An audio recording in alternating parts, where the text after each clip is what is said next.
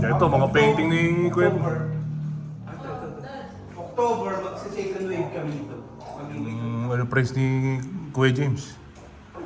Nanalo ng 300,000 pesos. First prize. So, ito yung arts niya. Ito talaga yung... So, tingnan nyo, para siyang ano, yung tunay na naguhugas ng kamay. Hawig naman yan, series niya. Ayan. So, dito, makikita nyo yung lahat ng arts niya. Ayun, napakadami. Ayun, ayun, ang dami. So, ito lahat, mula dyan, para sa church, sa Christ is the Answer. Gagamitin. Parang totoo. Tapos ito pa, oh. Ito yata yung anak mo yun, oh. Ayun, oh. Ang ganda ng drawing niya. Saan ginagawa examination? Ayun, oh. Ang ganda ng arts niya. So, itong arts na to ay worth 1.2 million kung mabibili lahat. Walang salamin. Ayun, oh. May 75,000 pesos, may 5,000 ba? May... Wala, pinakamababa 25,000. Ayun, oh. May price pala siya, oh. Ayun, oh. 25,000 pinakamura. Ayun, oh. 75, oh. May bibang price. Discounted na yan, may 30% na akong binawas sa totoong price. Oh, ito naman, 35, oh. Para bumaba na. Oh, ito yung arts ni Kuya James, oh. Prospecting, gold. Grabe. Kaya yung bawat Isa kang alamat! Kuya James. kasama dyan. Isa kang alamat. Blessing na bountiful. Ayan, oh. May mga drawing niya, oh. Ang disco. Drawing ko bird lang, eh. Sa ngayon, Wala pang bird. Ganda. Ayun, ang gaganda, oh. Ito mo, walang nahagad. Ang ganda, oh. Ito, may Looney Tunes pa siya, oh. Ayun, oh. Worth 52,000 pesos. Ayun, oh. Looney Tunes. Ayun, si Bugs Bunny. Ayun, oh. Parang tunay, oh. So, ito naman ay 35,000 pesos. Ayan. Oh, may sewing shop dito? Saved by the Faith pala to. Serving with love. Ayan. Kala ko sewing shop. Mali. Ito, meron pa pala dito. Meron kasama pa yan. Ito. 35 yan. 35,000, oh. Ayun, ang ganda, oh. Padala kayo ng mayor. Oh. Ma-sold out na. 33,000. 2020. Kasi Grabe, ngayon, ganda. sa anim na 20. May pangalan na pang daw na. Oh, si Mayan to, ah. Oo. Siyempre, yun na naman modern thing. Your love of your life. Love of your life. Can't you see? Ano pala yun? Parang tunay, oh. Nula pa akong Ito ay 25,000. Tutuloy natin kwento kasi ito, nandito na kami sa church Christ is the Answer. Yung Christ is the Answer is a church for almost 3-4 decades na, no?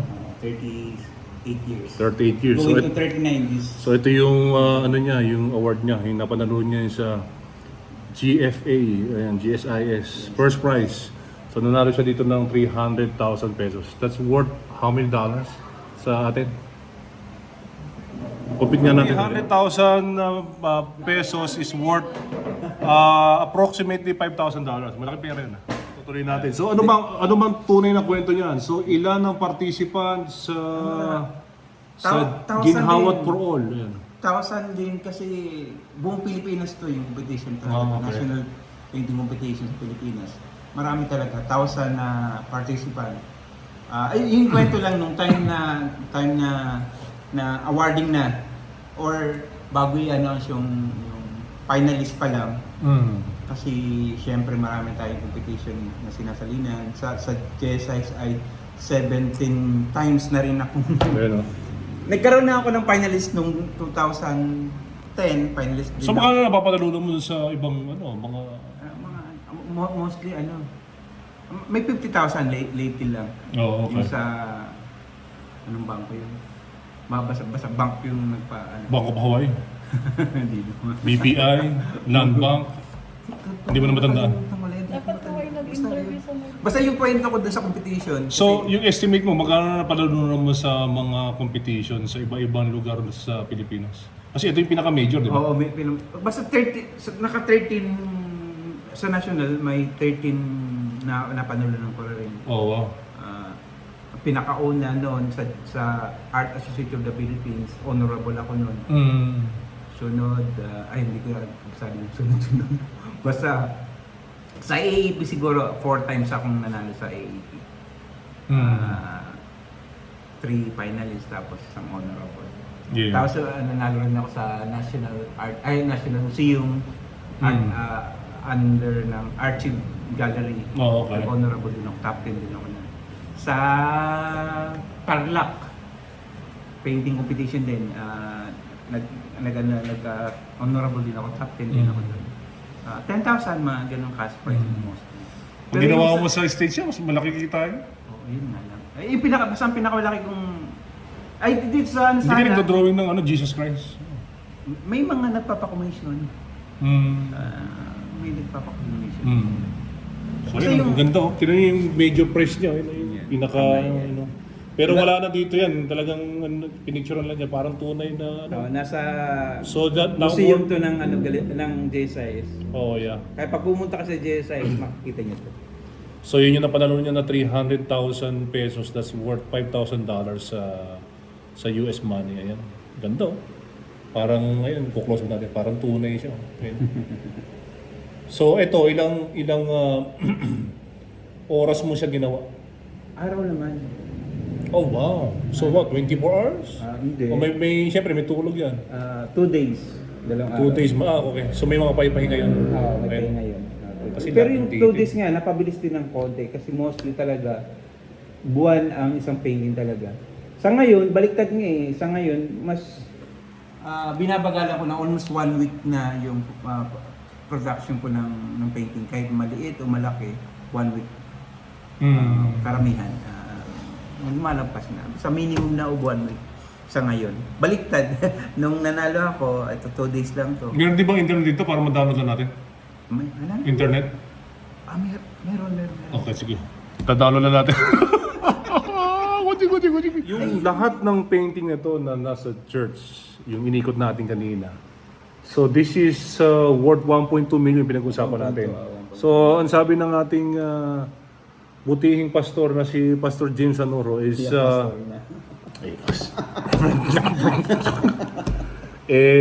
lahat ng ginagawa niya ay para sa para sa church. So this is worth 1.2 million lahat.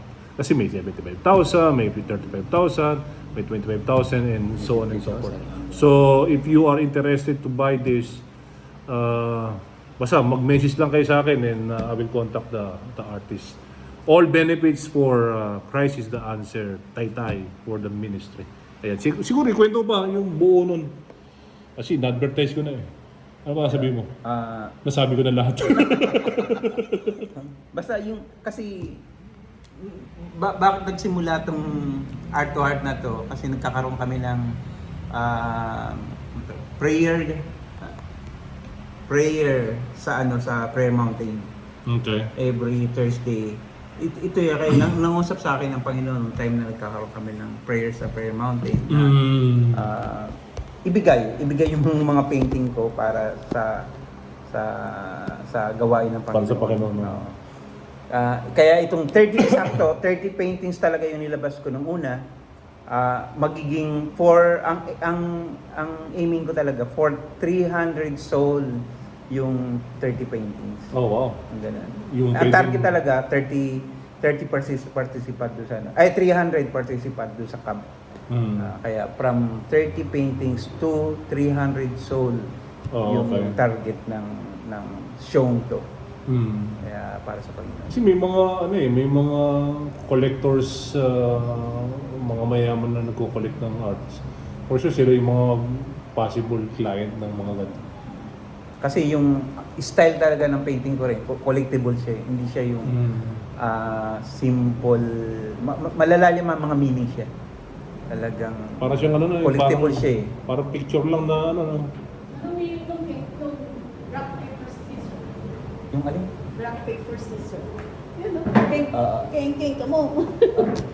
So doon sa mga painting mo, since parang may mga mother, may mother and child, may flower, may kalabaw, tapos merong aso, ano yung mga iba't ibang Ito, meaning?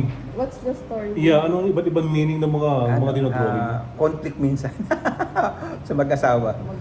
Kamay namin ni Mayan. At may sabon.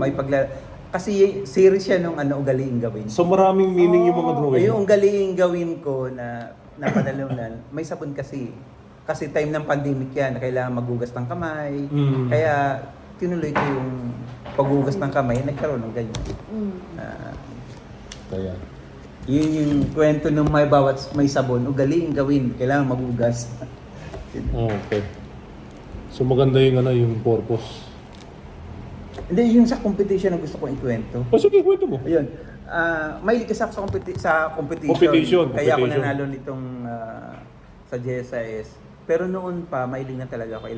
Elementary, high school. Nung college na ako, gusto ko sumali ng poster making contest. Kaya lang, time na yon gusto kong sumali pero wala akong materials. Dahil gusto kong sumali, pinili ko talagang makasali. Ang requirements noon ay poster making sa 1/2 illustration board. Dahil wala akong pambili ng 1/2 illustration board, ang binili ko na lang kartolina na puti. Oh, okay. Yun. Kartolina puti, tapos naganap ko ng karton, ininikit ko sa karton. Tapos doon ako nag-drawing. Tapos sinubmit ko, yun nga lang, hindi siya nanalo. Dahil siguro unang-una, Hindi ba may iba tayo since lahat puro arts, portrait, canvas. Kasi alam ko pa sabay tayong pumasa ng PRC ng way back 2001. Remember? 2001. So hindi ko ba kasi nung panahon na yun, alam ko nagtuturo ka sa TUMC sa high school. Kumbaga ikaw lahat gumagawa doon. So ever since 2001 to kasi 2011 umalis na kami. So from 2001 ba to 2011 nandun ka sa TMC or nag-arts ka na? Hanggang 2020. So hanggang 2020 ka dun sa TMC? Tapos nag-focus na ako 2020 onwards hanggang ngayon. So na hindi mo pinasok ang mundo ng DepEd? Kasi PRC license ka. Hindi. And lately na lang nagbalak akong pumasok sa government. Then, naghihintay ka ng item? Hindi rin. Ito pinag-pray ko. Ibang tawag sa akin ng Panginoon sa ngayon. Na-focus na tayo dito sa church, sa buhay. Kasi pwede mong gawin siya at the same time, at least meron ka. Pero binala ko talaga yun. Kasi 2020, tagal eh. Kasi naramdaman ko iba yung years. nangyari sa ibang bansa na yung economy nagpa-fluctuate, kaya kailangan ko matulungan yung asawa ko. Kaya gusto kong magturo ulit. Ako naman, alam mo naman sa akin, after 34 years in existing sa Pilipinas, 2011, 34 ako, nagbala ko lungpad kasi nga sa greener pasture. And the rest is history. Naroon ako. Bakasyon na. So siyempre, kailangan pa rin nating mabuhay para kumita, makapag-provide sa pamilya. And for sure, it's the same thing as you as a head ng family. Kasi tatlong anak mo eh. Pero may asawa na ba yung mga yung panganay? Panganay. Si ate. So may anong... Nung January. Wala pa nga po, naghihintay. Matagalan. Matabagal yung dami. Yung bunso, ilan taon na?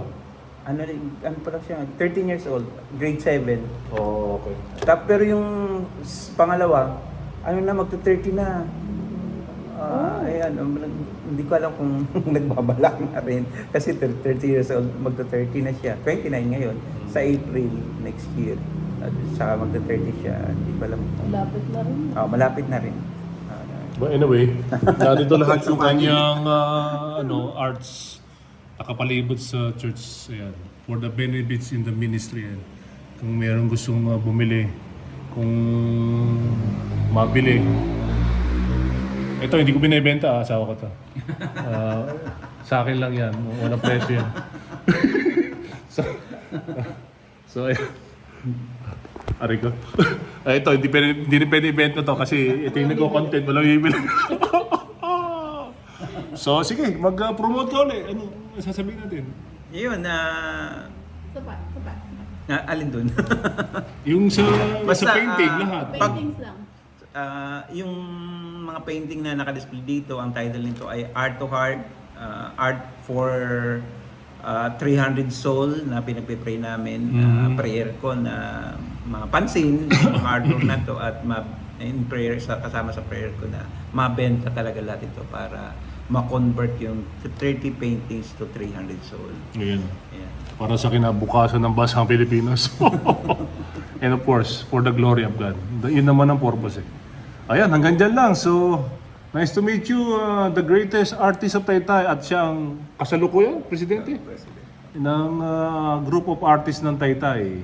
Ang Taytay ay composed of Muson, San Isidro, Santa Ana, which is our barangay, Dolores, and San Juan. Ayan, nabanggit ko na yata lahat. So, nawa i-bless nyo ang ating kapatid at ating buting pastor na si James Anoro na hindi niya sinasabing pastor siya.